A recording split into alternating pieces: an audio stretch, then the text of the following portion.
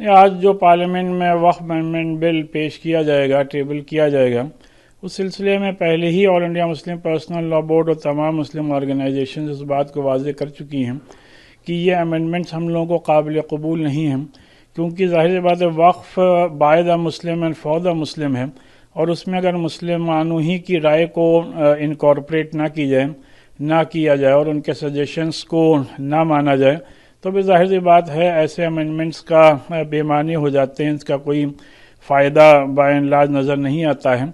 तो लिहाजा हम सबकी डिमांड तमाम मेंबर्स ऑफ पार्लियामेंट से ही है कि इस बात को यकीनी बनाएं कि ये पार्लियामेंट से पास ना हो, और जो वक्फ एक्ट ऑलरेडी मुल्क में लागू है वो मोर देन इनफ है for the better management and for the better protection and development of Waqf properties. Sir, तमाम राजनीतिक दल व्हीप जारी करके कहीं न कहीं विधेयक के खिलाफ आ रहे हैं। नहीं, जाहिर सी बात है जो भी पॉलिटिकल पार्टीज़ हैं जिन्होंने भी व्हिप जारी किया है, ये उनका अपना जाहिर सी बात इख्तियारात हैं, उस सिलसिले में हम लोग क्या कहें। लेकिन जो लोग भी ये समझते हैं कि हक़ और इंसाफ का क्या तकाजा है, और वक्फ जो कि मुसलमानों के लिए है, bye the Muslim for the Muslims हैं, उसमें अगर मुसलमानों की राय को और मुस्लिम ऑर्गेनाइजेशंस की सजेशन को इनकॉर्पोरेट ना किया जाए, तो जाहिर सी बात है इसका क्या फ़ायदा होने वाला है। ये बातें सभी के सामने अब वाज़ेह हो चुकी हैं। Sir, all India Muslim personal law board के प्रवक्ता सैयद कासिम रसूल इलियास ने कहा है कि जिस तरह से यह बिल लाया गया है किसी भी लोकतांत्रिक व्यवस्था में यह गलत तरीका है। जिस तरह से जेपीसी का संचालन किया गया है वह गलत है।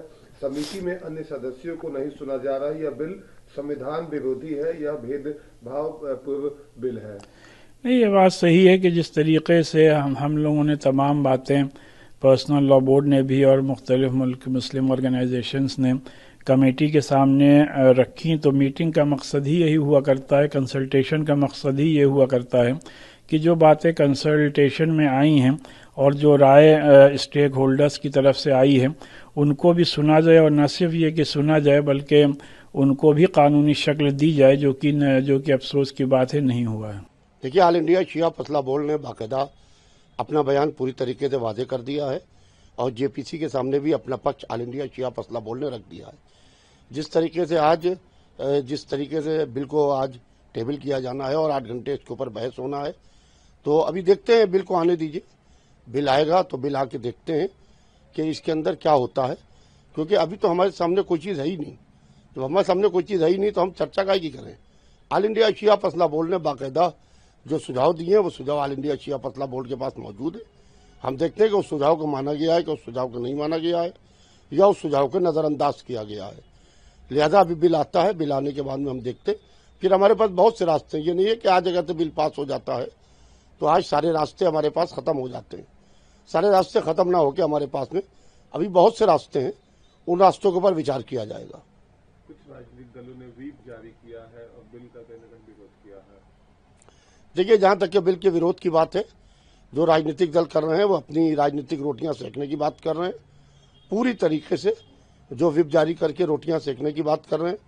और मैं बाकायदा ये बात कहता हूं कि देखिए, सत्ता की पार्टी है, पार्टी का सत्ता में पूरा पूर्ण बहुमत है हाउस के अंदर। लिहाजा जब पूर्ण बहुमत है तो मैं ये समझता हूं कि इसके ऊपर उधम चेकड़ी करने से कोई फायदा नहीं है। बिल पूरी तरीके से पास हो जाएगा। अभी बहुत से रास्ते खुले हुए हैं, उस रास्तों को देखना पड़ेगा। Sir, all India Muslim personal law board के प्रवक्ता सैयद कासिम रसूल इलियासी ने कहा है कि जिस तरह से यह बिल लाया गया है किसी भी लोकतांत्रिक व्यवस्था में यह गलत तरीका है। जिस तरह से जेपीसी का संचालन किया गया है वह गलत है। समिति में अन्य सदस्यों को नहीं सुना गया है। यह बिल संविधान विरोधी है, यह भेदभाव पूर्ण बिल है। देखिए, जहां तक कि all India Muslim personal board का सवाल है, मुस्लिम पर्सनल बोर्ड अपनी राय रख रहा है और मुस्लिम पर्सनल बोर्ड ने प्रदर्शन किया पूरी तरीके से, मगर उन्होंने अपनी पूरी राय जो रखना चाहिए थी प्रेस कॉन्फ्रेंस करके वो नहीं रखी। आज जिस दिन बिल टेबल होने जा रहा है, बिल पेश होने जा रहा है, उस दिन वो अपनी राय रख रहे हैं, तो उस वक्त उनकी राय को कौन सुनेगा। ये कम से कम 1 हफ्ता 10 दिन पहले की बात थी कि 1 हफ्ता 10 दिन पहले प्रेस कॉन्फ्रेंस करके बाकायदा अपनी राय को रखना चाहिए था। मगर अब ये बिल आ जाने दे, जब बिल आ रहा है तो उसके बाद में देखते हैं। अभी हमारे पास सुप्रीम कोर्ट का दरवाज़ा है, सरकार से पुनः विचार का दरवाज़ा है, बहुत से दरवाजे हैं, उन दरवाजों को अभी खटखटाया जाएगा। लिहाजा इस पर घबराने की और परेशान होने की जरूरत नहीं है। मैं उम्मीद रखता हूं कि इंशाल्लाह वक्फ संशोधन बिल पार्लियामेंट में आज पास हो जाएगा और मैं खुदा से यही दुआ करता हूं कि अल्लाह इसको पास करा दे ताकि मुसलमानों की गुर्बत का खात्मा इस बिल के जरिए हो जाए। चूंकि हमारे बुजुर्गों ने वक्फ की थी जमीनें, इसलिए वक्फ की थी कि गरीब, कमजोर, लाचार, यतीम, बेवा मुसलमानों की इससे होने वाली आमदनी से मदद होगी, उनकी खुद किफालत होगी, उनकी तरक्की होगी, उनकी फलाह व बहबूद के लिए काम होंगे, उनके जन कल्याण पर ध्यान दिया जाएगा। मगर ये सब ना होकर के वक्फ बोर्डों के चेयरमैन, मेंबरान और संबंधित अधिकारियों ने भूमाफियाओं से मिलकर के करप्शन किया, खूब वक्फ की जमीनों को लूटा, खसोटा और वक्फ की जमीनों को बर्बाद कर दिया। अब उम्मीद जगी है कि वक्फ संशोधन बिल आने से इन तमाम चीजों पे रोक लगेगी, लगाम लगेगी और जिस जायज मकसद के लिए हमारे बुजुर्गों ने खैर के काम के लिए हमारे बुजुर्गों ने जो ये जमीनें वक्फ की थी, उस जायज मकसद में खर्चा किया जाएगा और उसमें लगेगी, तो उसमें एजुकेशन है, फलाह बहबूद के काम है, वो सब काम होंगे।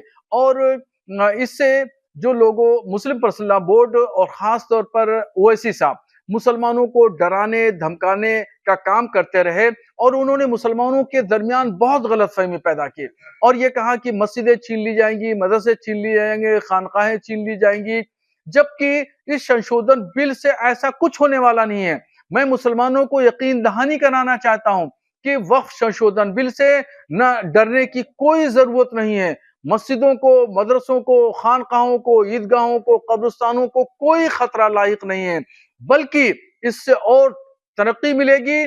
और मेरा दावा है कि अगर वक्फ की प्रॉपर्टीज से होने वाली आमदनी जायज तरीके से गरीब, कमजोर मुसलमानों के लिए खर्चा की जाए तो मेरा दावा है, चैलेंज है कि पूरे हिंदुस्तान से कोई भी मुसलमान गुर्बत ज़्यादा नहीं रह जाएगा, मुसलमानों की गुर्बत खत्म हो जाएगी। चौराहा पर मुसलमानों और बुर्का पोश खवातीन जो भीख मांगती हैं, वो भीख मांगती हुई नजर नहीं आएंगी, सब अपने पैरों पे खड़ी होंगी, खुद कफील होंगी। इसलिए मुझे उम्मीद है और कवी उम्मीद है कि इंशाल्लाह ये बिल पार्लियामेंट में पास होगा।